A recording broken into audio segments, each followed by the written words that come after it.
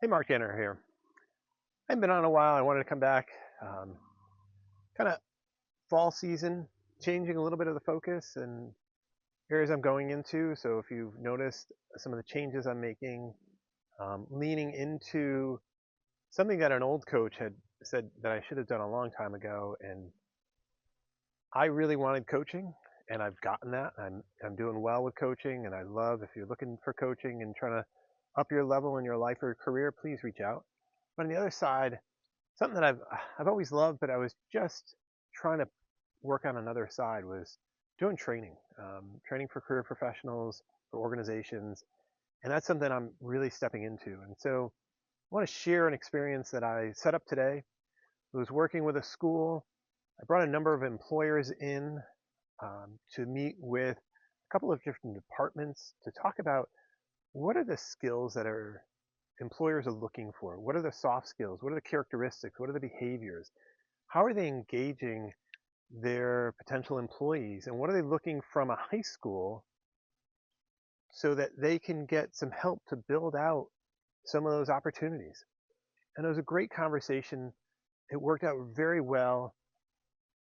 One of the key things I wanted to talk about today, and I thought was very interesting, and a lot of times we don't do this. I've seen a lot of my own clients, seen it in my own children at times, and you have to think about how to ask for it.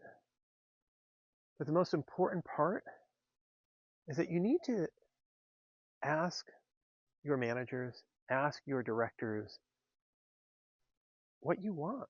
Let them know what you need and want within your job.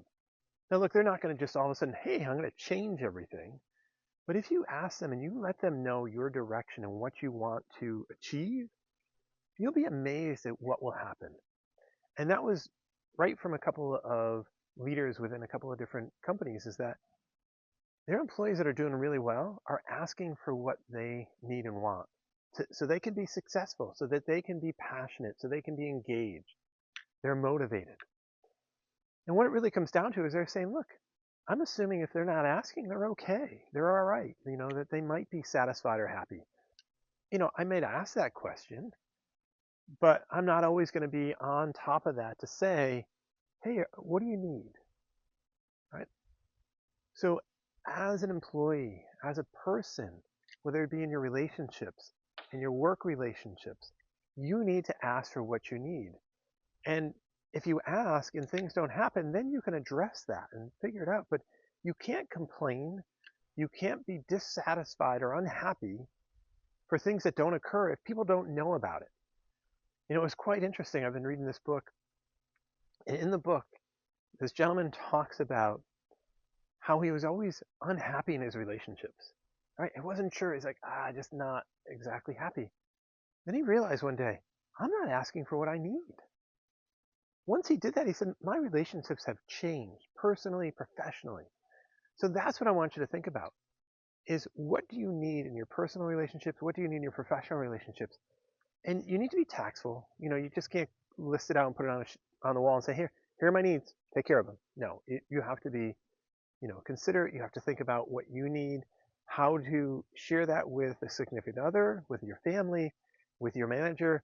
But by doing that, you're going to make a huge change in the way that you're running your life because you're going to start putting that want out into the universe and you're going to put that energy, that positive energy out there, and it's going to change how you are seen and what comes your way. So listen, reach out if you're looking for some coaching, you need some training, more than happy to help out. I look forward to engaging with you on a regular basis um, on my Thursdays. Take care.